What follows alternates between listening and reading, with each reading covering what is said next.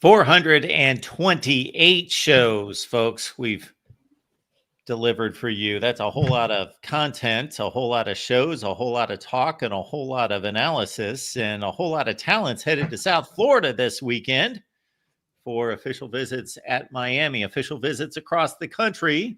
Will Miami make a good representation of themselves? I'm sure they will. Mario Cristobal and staff knows what it's doing, and we will discuss some of the players that are headed to campus. Cam Underwood right next to me, of course, makes it all roll for us here on the Miami channel. You can catch Cam and the rest of the staff there at State of the U. Cam, how you doing tonight? Doing all right, doing well. Glad to be here with everybody. And let me pause all of these video games I'm playing on multiple different platforms at the same time. I got a computer game I'm playing. I got a phone game I'm playing. I got video games like console games. But those are in the other room. But yeah, so undivided attention and focus. And you still maintain the dynasties doing all that at the same time? I haven't touched my San Diego State dynasty in a minute. I've been doing a challenge, Chicago White Sox MLB The Show franchise for a little bit. Got challenged by a friend of mine to see if I could do that because the White Sox are atrocious in real life. So I've been doing that. Gonna probably slide back to Dynasty World in a minute, but I mean, it was just like, waiting for the show to start, kind of different, time wasters. Absolutely. Comments and questions, folks, leave those in the chat. We will get to them. We appreciate your super chat contributions as well. And official visits, I did see one prediction out there from one of the major recruiting services that really likes the lean on Derek Cooper, the fine running back, headed to Miami, possibly. Yeah. Currently on 3, but, Shannon Terry, who started Rivals and so like basically sold them, started 247, sold that, started on 3, then circled back to the asset that he originally started and has been devalued, and then purchased Rivals to go with on 3, and then is going to return Rivals to being the high school and recruiting, and then on 3 is going to be college and portal and whatever. Anyways, it was from on 3, but Derek Cooper is one of many elite recruits who are going to be taking their talents to South Beach or Coral Gables more directly for official visits this current weekend. He is somebody that Miami has been pursuing for a good long time. Mentioned him on here a bunch, 61205 from Chaminade. If you don't know the name Chaminade in the world of recruiting by now, what are we doing? But yeah, he's an elite player. We are looking to get another running back to go along with Javian Mallory in this recruiting class. If it wasn't for Marty Brown from North Dakota State, I would say I was looking at 2 and a possible towards potentially being even 3 in this class. But with Javian Mallory, Derek Cooper, hopefully that'll lock that up. I mean, all things being equal, Jay Lamar from Colquitt County, Georgia, is incredible at a similar size, speed, skill set, kind of a similar, not the same, to Derek Cooper, but all things being equal, you take the local kid. And I know that the transfer linebacker from NC State went to Colquitt County. I know that we went to Colquitt County for Nye Carr a couple of years ago in the wonderful world of recruiting. So it's not that there is no connection there, but like I would much rather cultivate the connection at Chaminade than Colquitt County. But yeah, Derek Cooper at the top of the board for sure. He's one of the guys, one of the many, many, many coming down this weekend. Another one, and I just quote tweeted from Steve Wilfong for On 3, who was talking to one of his colleagues, who's a Florida State alum and used to host a Florida State podcast, but now just kind of does their national hosting at On 3. Anyways, Wilfong was just like, hey, I know that he's committed to LSU and everything, but Tristan Keys going back, and this looks like Derek Cooper here, from the Under Armour All-American game. Because remember, with guys enrolling early and everything, there's actually a lot of juniors who do go play in these games. Jackson Cantwell also played in this game last year. But yeah, so Tristan Keys making a return visit, a third visit this calendar year to Coral Gables. So Steve Wilfong says, yeah, like Miami is a real contender here. And, as people are learning, like, you don't want to go down to the end against Mario Cristobal. I'm not saying that he's going to win every recruit because he hasn't, but, it's tough for other teams. This is Keys at the bottom of the screen, by the way, in case you're watching, on that big post to the middle. This is a kid who, I think this double move is coming up here, and he turns this defender around. Oh, no, this is not the double move. Okay. But that's just a quick out, and I'm going up the sideline, running through a dude. Whatever. Number one. Oh, this is the double move. Poor little Tink over here. Sluggo, bye-bye. Yeah, exactly. But this is another kid who has classified up and is like the number one recruit, number one receiver in America. And he's on campus, or will be on campus this weekend. So, yeah, Miami is really looking to cash in on, Cam Ward and company from last year, to be perfectly honest, in the upward trajectory of 5, 7, 10 wins over the last 3 years. I was a little incredulous when I heard, some other people saying that the main benefit in the world of recruiting from the Cam Ward, phenomenon was going to be the 26 recruiting class, not 25, as in not the current year of that performance, but the next year, like this upcoming recruiting class. I have to sit here and eat some crow. Looks like I was wrong. And those who said that it was going to be a bigger payoff in the class after, to this point, seem to be on track to be proven right. So, yeah, I'll bring it to y'all straight. Like, I give you my thoughts and opinions and things, and, strong or whatever. But yeah, it seems that, Miami is really, really heating up. If you want to say that's all NIL or whatever, fine, whatever, you got it. But even with that, like, you still got to go recruit the kids. You still got to, do that. It's not just, I got the biggest bag. It's not. I'm sorry to tell you. Not in some instances it might be, but across the board, you got a guy like a Derek Cooper. You got a guy like a Tristan Keys. You got a guy like Lamar Brown from Baton Rouge Southern Lab University School, right? This is a guy who's a top 10 player in America, and he can play offensive line, defensive tackle, wherever you want to put him. He's an elite player. Big dude's close to the ball.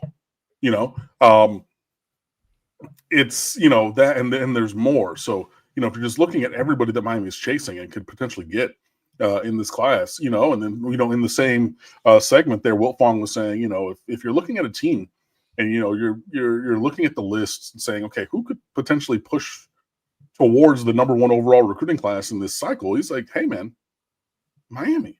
Like, I know that they're at the back half of the top 10 right now, around that 8 or 9, but if you start hitting on some of these guys, you lock down a Derek Cooper, you potentially flip a Tristan Keys, you go and you get a couple, more real, blue blood, blue chips, to join in and buy into what you're building, along with all those other dudes that are already committed and everything. It is within the realm of possibilities. So it is an exciting time of the year. Yeah, we are at official visit season, officially kicking off this weekend in Coral Gables.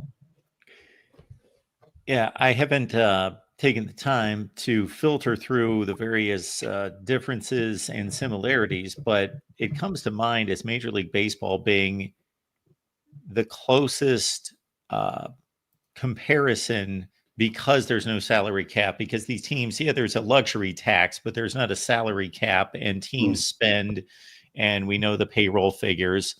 And the Yankees, the Mets, and the Dodgers are not winning all the World Series. They're really not winning many World Series. So, yes, the money's required, but you need to do a whole lot more than that. Yeah, and it's also on how you build your team. You know, like, I'm not a Braves fan, but I was a tangential Braves fan because growing up, they were on TBS every single day. So, and I love baseball. So if I'm watching something on WGN, whether it's from the north side or south side, or going over there because both my parents are from Chicago, or the Tigers on local TV. And if not, I think it was number 12 on the old cable, just watching the Braves, right? That team was built for the marathon, not necessarily built for the sprint. So they would make it to the playoffs every year because over 162, their level of talent was higher. But then you get into compressed series, and it's like, no, we really need uber elite talent to carry us in these shortened scenario, in a shortened timeline, not from April to October, but from Wednesday to Thursday, from Wednesday to Saturday. We need to win all these games. It's a different kind of construction. So yeah, I mean, I would say that is kind of similar, but yeah, you still have to go out there and recruit the kids, man. You got to get out there. You got to build those relationships. You have to make them know that you care about them. And whether it's real or not, at some level, you have to care. You do. You honestly do. And, I know Kirby Smart, he's running his mouth and everything. And it's very, again, well, I know that there are teams who are giving $20,000 a month to recruits to make sure that they're committed and stay committed, and then asking for the money back for each month that was paid if they then flip and everything. Y'all don't do that, Kirby. Y'all don't do anything like that. You just heard that from your collective with specific numbers about everybody else. Like, come on, dog. Like, I talked about this last week about you just saying, oh, yeah, we're throwing money out there for what? Hey, man, like, get your collective stuff together or don't. And I know that they are a well-oiled machine and they got a great team and everything. I know that. But, like, again, he's going out in public again, even today, and mentioning money as though the University of Georgia is crying poor in terms of recruiting. Shut up, bro. God. Yeah. There's a handful or two of programs that are playing the same game. So, and he's in that. Absolutely. Hey, look, Tennessee has an incredible collective, $8 million Nico going there for that verified number. Nobody talked about it. So it's not even like I'm trying to pick on them, but when you come out here and then, like basically say, well, there's teams who are doing this and they're spending money and and you're not, like, anyways. But this is our Miami show where George is first in line today. But first, stepping up here in all red is Falconer TRX. Appreciate you with the super sticker. And we will get to your comments and questions. Chi-Town Kane. I was just looking at that one. Look at Simpatico Synergy. How are we feeling on Chauncey Cannon, an elite cornerback recruit from Sarasota Booker? Elite as in a 5-star talent, Chauncey Cannon. He is committing on July the 6th, as per his 247 Sports page. On 247 Sports, they have him as the number 27 overall player in America. On the composite, he is 67 overall in America. So no matter how you slice it, an elite talent. This is a kid who is also scheduled to visit this weekend. So, like, when you like, this weekend is just going to be so massive to start the recruiting, like this off-season push through.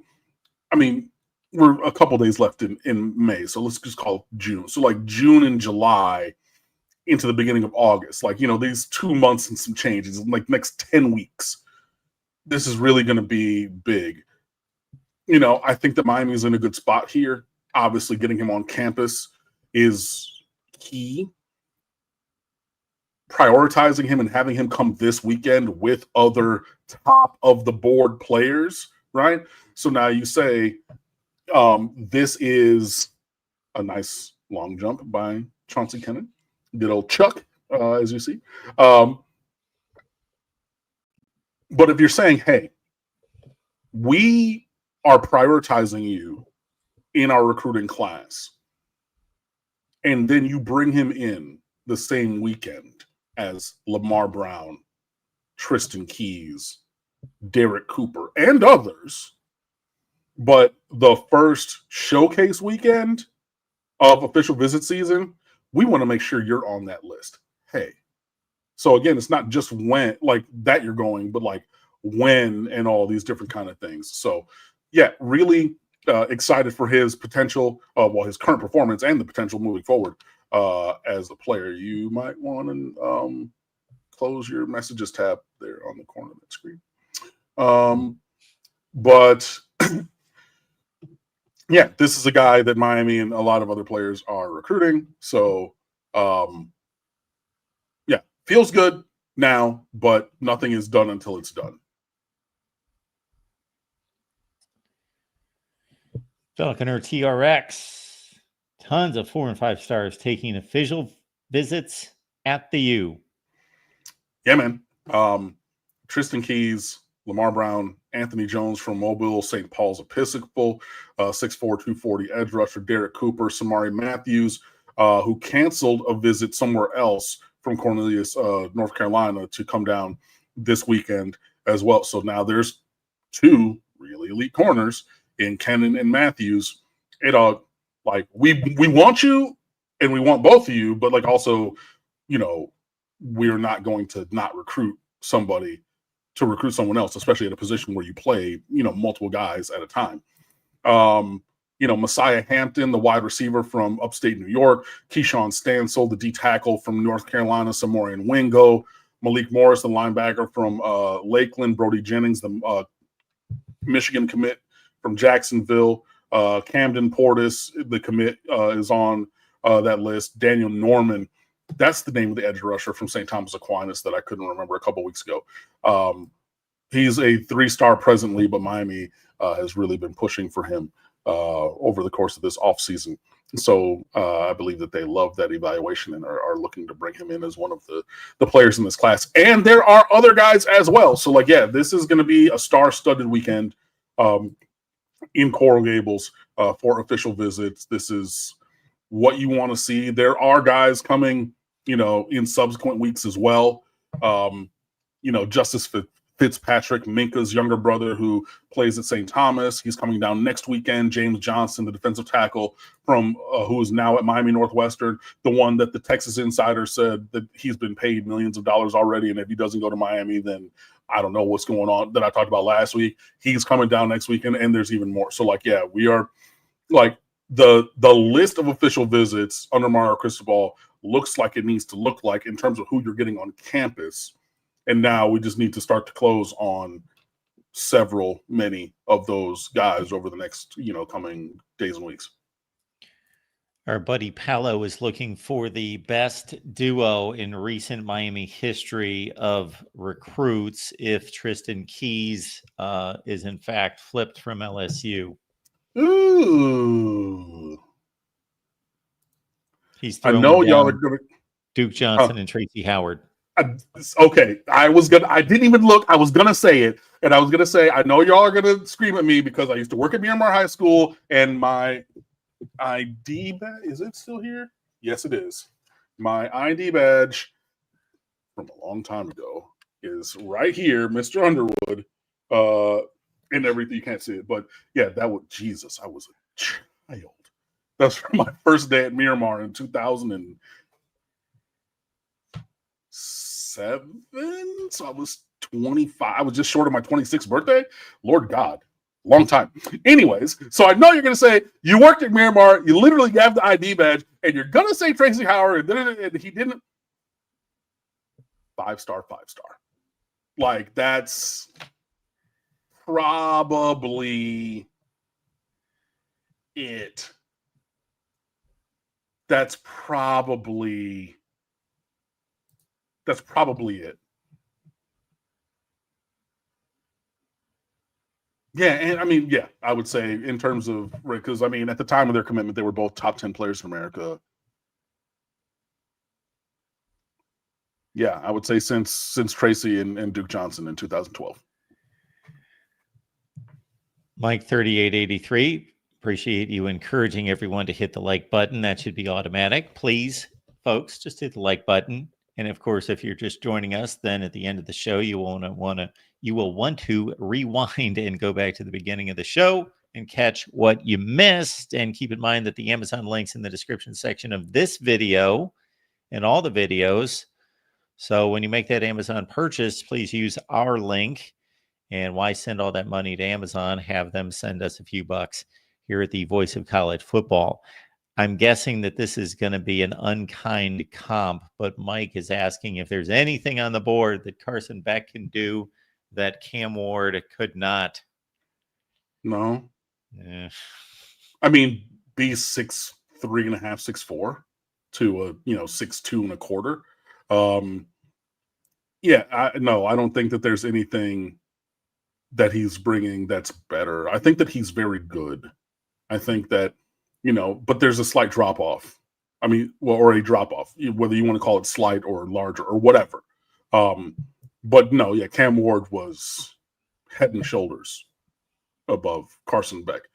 That being said, Carson Beck is, and I keep saying it, throwing for 8,000 yards and more than 60 touchdowns in his career, or nearly 60 in 2 years over there at Georgia. Like, this is a guy who can hoop. Like, he can play, and like, yeah, I think that it's going to be less of a fall off than many people think.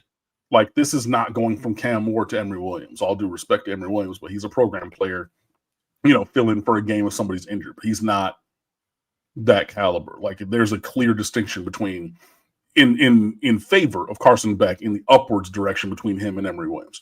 So, yeah, I mean, he has big game experience, championship game experience that Cam Ward didn't. But, I mean, there's that. So, coming into Miami, he has more high leverage game snaps. So, that's one. I'll give you that. But I mean, it's a step down. And now you can debate amongst yourselves how big of a step, but it's a step down from Cam Ward to anybody playing college football this year. I believe the quarterback position, anybody. So, yeah, but no, I don't think that Carson supplants or surpasses Cam Ward in any of these things. I would say, his ability to operate in the pocket from prior game experience for Carson Beck is ahead of where Cam Ward was, but also Cam Ward was also dragging along a bunch of, plumbers and electricians and guys who are going to go to the enterprise rent-a-car management program after college. You know what I mean? Like, his talent was way above. So he had to do some wild stuff. And Carson worked more under center. He worked more from the pocket. So if you're looking at like some of those things, but like in general, having a stronger arm, no, comparable. But like, I'm not going to say, Carson Beck is Matthew Stafford or Josh Allen in terms of arm strength, because he's not. Mobility, Carson Beck is more mobile than you think, right? But like, not superseding really Cam, or any, you know what I mean? So like, he's a very good player. There are a lot of things to like. There are reasons why pretty much everywhere has Miami's over under between 8.5 and 9.5 regular season games, as in wins this year, because Carson Beck has incredible talent. But all of that being said, it's still not the talent that Cam Ward has. And that's okay. But I think it's really just finding what Carson does best and letting him do him the way that he operates, and not trying to say, okay, you have to be Cam Ward 2.0, because he's not. And that's all right. Yeah. And to your earlier point, if Miami replaced Cam Ward with anyone who's playing college football, there would be a drop off. There is no one to replace him. There's only so many number one picks in the NFL draft, meaning there's only one. There's only one per year, and he was the guy. With all the positions counted for, he was the guy. Carson Beck, now, if he can revert to the form of 2 seasons ago, he should be one of the 5 best quarterbacks in the country, somewhere in that range, and that ain't bad. Absolutely. And again, you're really looking to not have, 41, 47 drops by the wide receivers, costing him all kinds of yards and touchdowns, and, mitigate the turnover issues, which for him were the 12 interceptions last year. So, that was also a thing that Cam Ward was asked to do, was to cut down the turnovers, and he did. So, again, there are a lot of things to like. There's room for development, but yeah, there's one number one overall draft pick in a given year. There's nobody playing college football this year at quarterback who's a 1-to-1 replacement. Now you could say, oh well, there's Arch Manning or there's da-da-da-da. Yeah, there are guys with great potential. There's Garrett Nussmeier. There are dudes, right? But one of those dudes is Carson Beck. And I still say, there's nobody playing college football this year, coming back, that's better than Cam Ward was. I'm sorry. For a second there, Mike 3883, I was thinking that you were thinking that Steve Angeli was still at Notre Dame. He's transferred to Syracuse, and maybe you are aware of that because Miami is playing Syracuse later in the season, unless you're looking forward just to game week 1. And then, yes, Angeli is going to be replaced by CJ Carr. Oh yeah, Lloyd Carr's grandson. Good. Hassan Kiab in the chat said, Tristan Keys, Calvin Russell, and another wide receiver committed to Georgia would be a deadly get, i.e. Vance Spafford from Mission Viejo, California. Yeah, I would sign up for a wide receiver class of Tristan Keys, Calvin Russell, and Vance Spafford. Absolutely. Our buddy Chi-Town Kane is asking about Anthony Kennedy and Jermichael Garrett. Those guys are coming. Wait, they're coming. Okay, Anthony Kennedy Jr. is coming this weekend. Big body up front. 6'4", about 340, 350. That'll work. I know that, or he's scheduled to come down as well, looking at him as one of the obviously interior options in this class. Jermichael Garrett. I think I saw something about him, but it is escaping the front of my brain presently.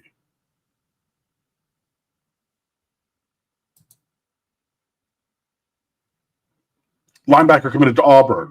Right. I think he was down there with Derek Cooper a couple weeks ago or last week on a visit to Auburn and everything. This is a guy that we're pushing for. He's one of the many linebackers. Big athletic kid, like 6'2", 205, can run and hit, boy. Definitely. But I think that he's slated to visit later in this visit window, not necessarily coming up right now. But yeah, Miami is, he's on the list. On the board for sure. I'm really interested to see, especially at linebacker, what recruiting looks like, because the DC is the linebackers coach, and you can even tell by bringing in, all the guys that we brought in the spring, even at linebacker, the entire makeup of what Heatherman wants at the position seems to be more than a little different than what Lance Guidry wanted. So I'm interested to see how that goes and how that manifests itself moving forward. Again, the Amazon link's in the description section, folks. Please use the Amazon link. We know you're on Amazon shopping. Falconer TRX. If Miami building a program, we don't need a Ward. You can always use somebody like Cam Ward. I'm sorry. Like you always can. You always can. Like I'm sorry. Like, yeah, you would want more homegrown starters than Miami has had in the last couple of years. I get it. But like the best quarterback in college football, you can't use that. You know what I mean? Like, I don't agree. Right. I mean, I'm just going to say this and move on. If Florida State had any brains about them and pushed for Cam Ward, which they didn't, they said, we don't want him. We want, whomever else. Openly said, we do not want Cam Ward. Go look it up. Right. If they had Cameron Ward, I don't think they go 2-10. I think things go a little differently. I think even for playoff teams, things could have gone differently for several of them. And no, people are going to say, well, Miami didn't make the playoff and he was supposed to be da-da-da-da. Look, defense was wet tissue paper. We all know that, right? And yeah, Miami could have and everything, but the games Miami lost were not because of Cameron Ward. But I get your point in general. If we're recruiting and developing 100% the way that we could, then we wouldn't have a need to go elsewhere. And what that's really saying is, I mean, especially with the level of player movement now, you're not going to get that. But that's basically what Clemson did for the previous 15 years. When they recruited incredibly, they had almost no injuries up until the bitter end here. And damn near everybody hit the 99th percentile of personal performance development. It is insane, the run, especially because they only took 18 to 20 a year. So they weren't even oversigning like Saban and then cutting guys. They said, we have this very narrow view of our culture. And if they fit and they're going to fit and they're not, for the most part, right? What catastrophic injuries did they have? They had Mike Williams in 1 year, but they had a loaded receiver room. So you just plug and play another top 10 pick, right? The volume wasn't as high, but those dudes for that time were every bit as good as the dudes from O State, right? So you had him, he runs into the goalpost, breaks his neck. I mean, he's fine, broke vertebrae. He's fine and everything, but like, that's like the one. Then you had Brian Brzee a couple of years ago. Past that, name me an injury that they had. Like a major player injury of consequence. Can you think of one, Mark? Because I cannot. Right? But they hit on every recruit in a smaller number, and damn near every single one hit the tip top of their potential. That's a golden generation, and that's great. But like, you even saw chinks in the armor, per se, when Kelly Bryant was there, and then they were like, hey, dog, we really value you here at Clemson. That 6'6" kid from Cartersville, Sunshine, that's the franchise. And he's going to start. And we gave you the 4 games, and we'll let you go if you want to transfer. And he said, yeah, F that noise. Like, you can't just do it and then leave. But then you hit on Trevor to the 99th percentile. You know what I mean? So, like, there's just that. So, I mean, like, if you're able to have the recruiting at that elite level and no injuries no major injuries of starting caliber dudes for the better part of a decade or more, and everybody develop at the tip top of their potential, then yeah. But every team in America has gaps, has holes. Sometimes you fill those internally. Sometimes you go externally. Look at Ohio State. They went and got Caleb Downs. Now, I know that Caleb Downs is one of the best 3 players in America, but if they were really, really, really confident in the secondary, right? Well, we're just going to replace him inside, right? That would be asinine. Look at Alabama. They went and got Jamison Williams from Ohio State because they say, hey, we need that speed at receiver. We have speed, but we don't have that kind of a speed. You know what I mean? So like, it's just, I get it in theory, in your utopian, in a utopian world. I get it. But living in reality, I think if the percentage of starters on Miami's team continues to stay around, like homegrown starters, excuse me, stays around the number that it is and it increases a little bit, great. But at the real heart of what you've said here, Falconer, and I really appreciate, the statement is Miami's missed at quarterback time and time and time again. And even if it's one guy for 2 years, right, that would be success that we haven't seen from anyone not named Brad Kyle.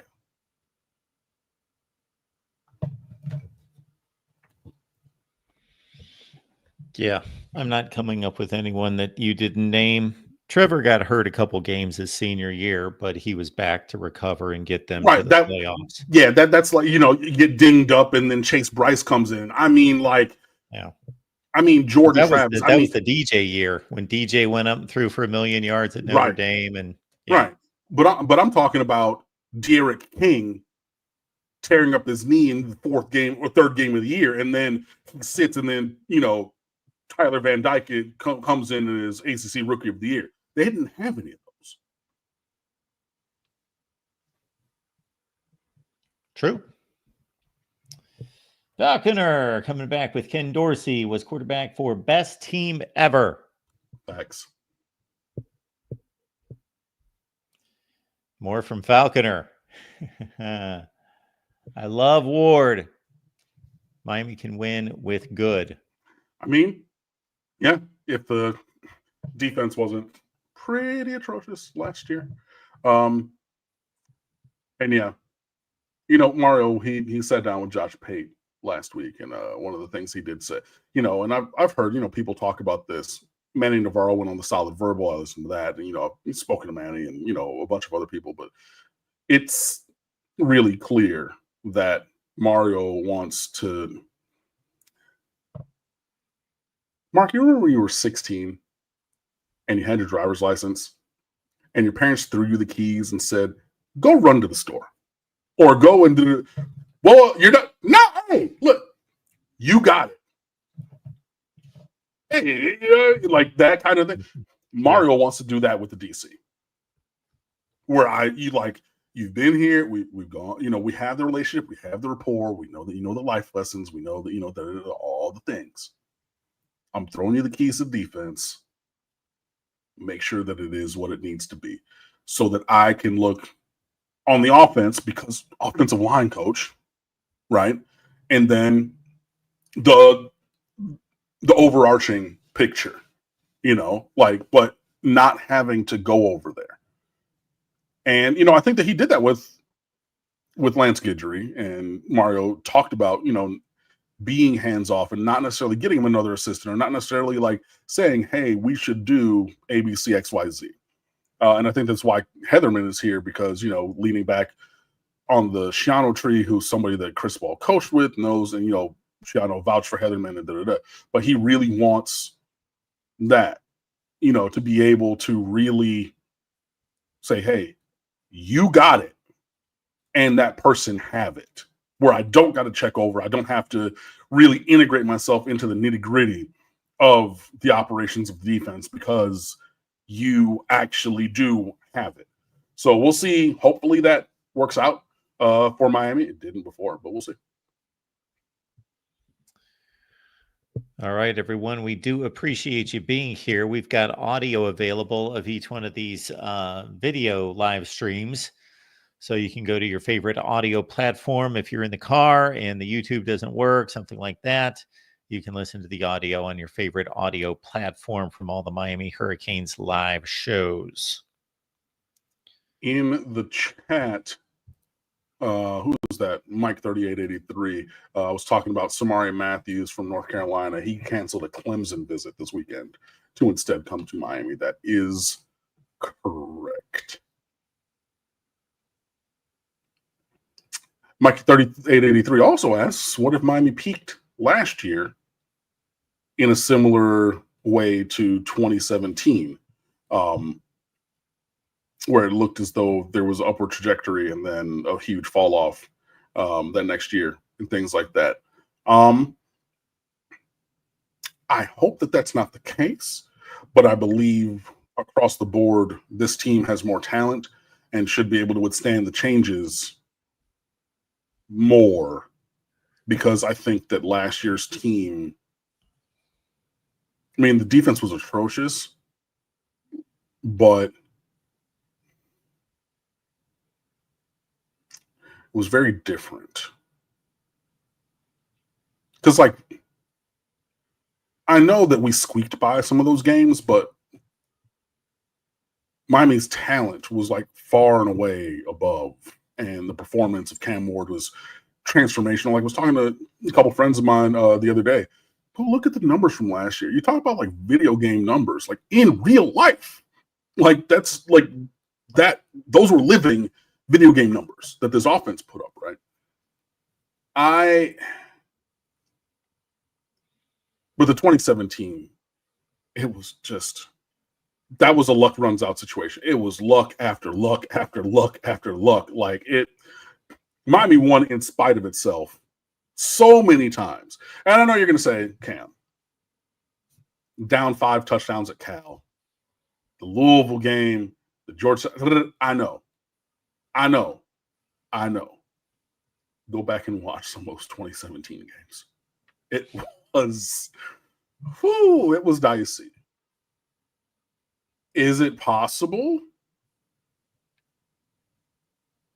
that it's been a 3-year climb and then there will be a decline in year 4 and then, like, back down to the doldrums? There is a multiverse where that is possible. I would not like it.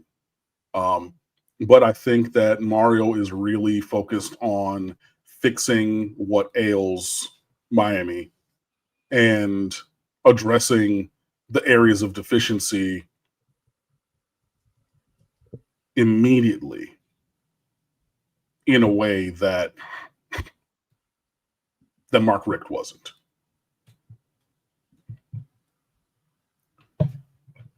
Also, Battle Tested Kane saying James Williams and Leonard Taylor was a nice 2-recruit pairing.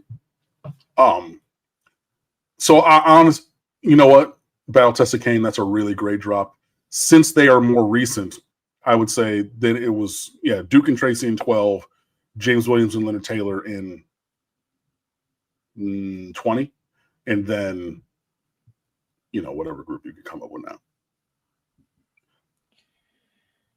Speaking of Mark Richt, The Athletic was posting a lot of these lists. Of course, it's May and the magazines are about to come out. So it's that season of kind of ranking all sorts of things historically. They've got the top 25 programs of the century. And here are the 25 best coaches with Mark Richt at 18, which seems fair. I think that's fair. Les Miles has a national championship, even though he's not great. James Franklin over Les Miles. Gary Patterson. Beamer, sure. Jimbo, I mean, technically 1-1, but like, I think that Jimbo is closer to Les Miles than he is to, anybody above. Mac Brown, that 04 Rose Bowl is doing big work for Mac Brown up at number 9. Not saying that he's not good, but that game is doing super heavy lifting.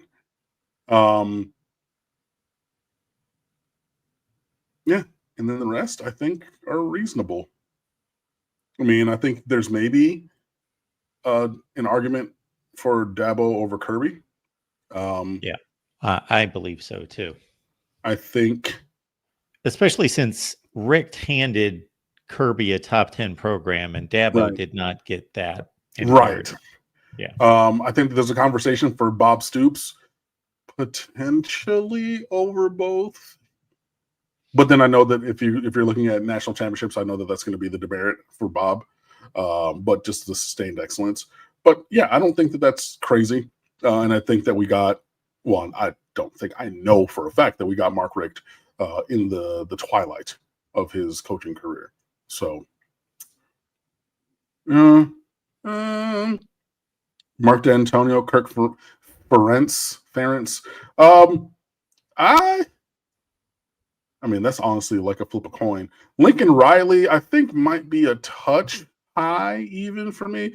I think if you're talking about coordinators, I think that Lincoln Riley's head coaching place is buoyed by his success as offensive coordinator, and because he coached quarterbacks as well as he has.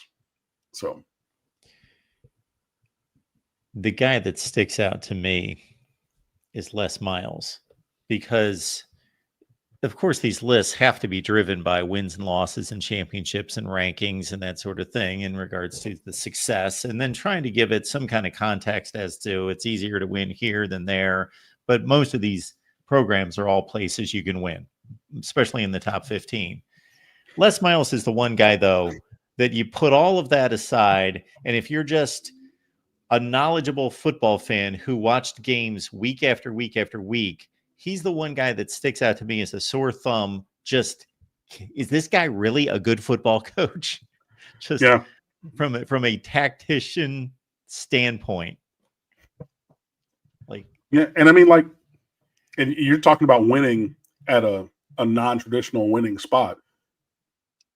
William W. Snyder, Bill Snyder at 23. Like, yeah. Why does anybody know the name of Kansas State football? Because of him, you know. But hey, pause me for 2 seconds. BRB.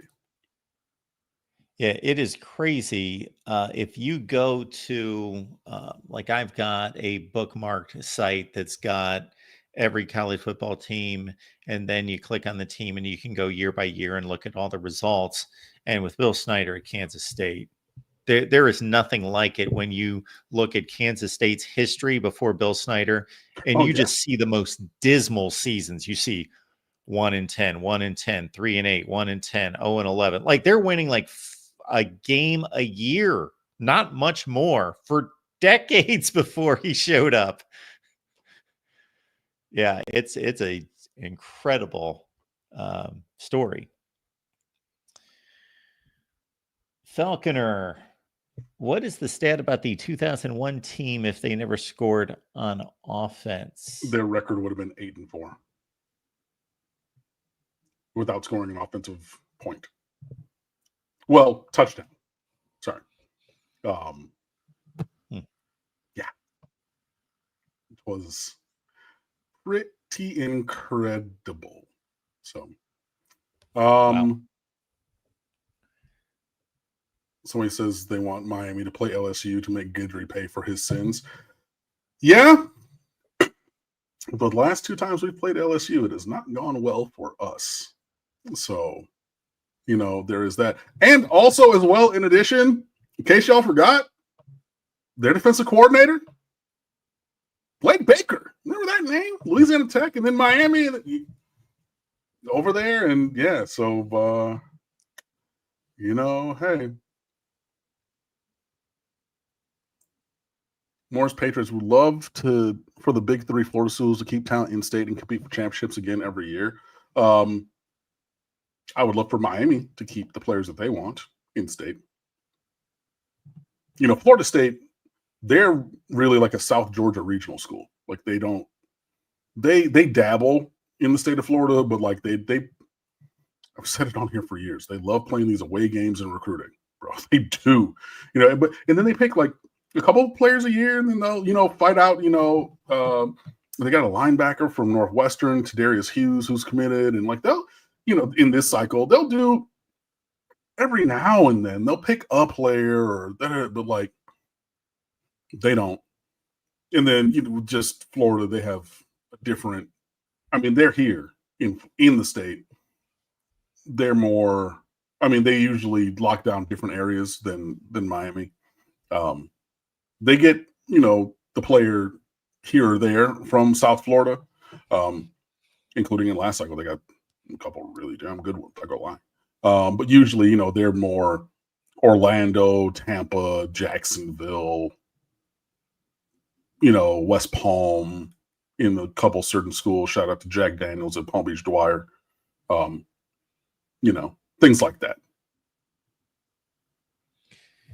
So if you take the early 80s, of course, Miami took off.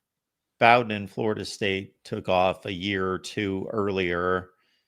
Florida was usually good in there, but not to Miami and Florida State's level until Spurrier showed up and got them rolling. And then obviously there might be a season or two in there where they were all clicking, but it was usually 2 out of 3 at least, because then Miami had probation issues when Florida jumped up mid 90s, but then Miami came back. And I guess really around 2000 would have been the time when all 3 of them were humming pretty well.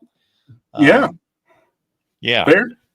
Yeah. I mean, we met in that Sugar Bowl, in 2000. And Florida State was playing in a national championship game. So yeah, in that, they were all doing really well. And then Florida State started to drop off right after that, 02, 03.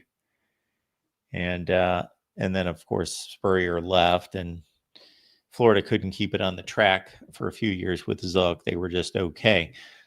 So I know what your answer is going to be, but I'm going to ask it anyway, because it was partially asked there that if you could have a world in which Miami's the only elite school in the state, or you could have this just titanic collision between these 3 as 3 of the 5 best programs in college football, which universe would you opt for? Honestly, I'm truly good with either. Respect all opponents and fear none. Hey, and like I said it last year, but I said, well, Florida has this schedule, but Miami has to go there. I said, no, they got to play us to start. We're going to go punch them in the mouth. And what did we do? Right. So, yeah, I'm not scared of them. And, if we're all on equal footing, history proves Miami's probably going to beat them anyways. So, if we're by ourselves, then we beat up on somebody else. If it's the 3 of us, we're likely going to beat up on them. So I'm really good either way. My thing is the constant in both of those is Miami is uber elite. That's the thing. And regardless of whoever else is, hey, let it be what it is, whether it's Florida, Florida State, Clemson, Alabama, LSU. That whatever. But yeah, the constant there, Miami being uber elite, give me that, and whatever else happens, I'm good with. Falconer says George believes Florida is good. He's high. I mean, they have a lot to prove. And again, with a very challenging schedule, including coming down to Hard Rock Stadium, they're going to have the opportunity to prove it. I know George was in the comments saying, it doesn't matter who we recruit because Miami doesn't have a stadium. Okay.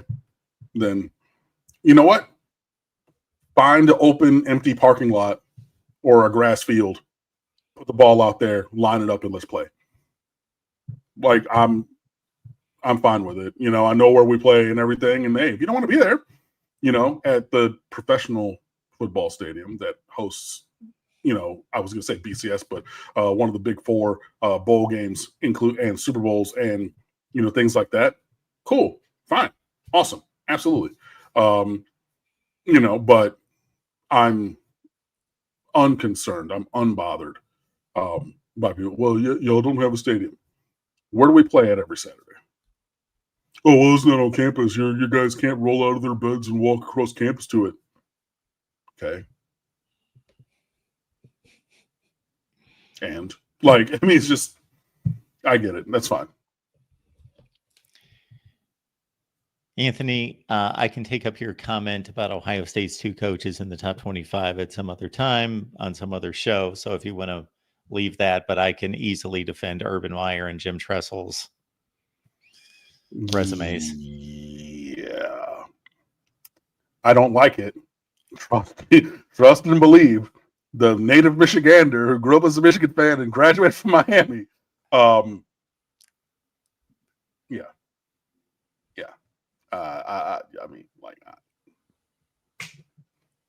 Yeah. Urban Meyer has the best winning percentage in history. Right.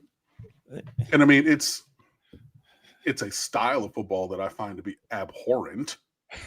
Absolutely. I do. Like, I hate the style of football that team played, and we beat them in the fucking Fiesta Bowl, but whatever. But Jim Tressel said, look, we're going to play this way, and every week of the year, the opponent they were made to play the style that he coached and developed his team to play. Like, Michael Thomas up the sideline at Purdue. Like, dog, every game, like, it's not by happenstance. That was fully intentional. And yeah. Anyway, Michael next Jenkins. topic. Don't get me at whatever. Michael Thomas a decade later. Whatever. A distinction without a difference, Mark. They were both pretty good NFL players. Exactly. A distinction without a difference. My point exactly. Anyways, I'm not gonna get out here. Don't get out me here waxing poetic about those people. Ugh. Jeez. I refuse. Man, Jesus. Anyways. All right, folks. We do this every Wednesday night. Talk Miami football with you. Make it on back next week. Bring a friend or 2 or 50 with you. We would love to continue to increase the audience. That's good news for us, but that's also good news for you because it more or less guarantees that we will make it on back each and every week and produce more and more content for you.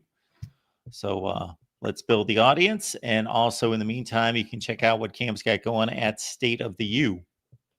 State of the U. We got a bunch of stuff up there, including there's some Monday musings. I know Justin Tatavio has a few things that are up there. We are just finalizing the summer calendars so that we have all of our stuff through the months of June and July and into August. Normal off-season kind of stuff. And yeah, so stateofview.com, like you see under my mug there. Please come on over and fan with us. At Underwood Sports on the Magic Twitter machine. And yeah, I think that's pretty much it. So we will see how these official visits go and check in with you guys.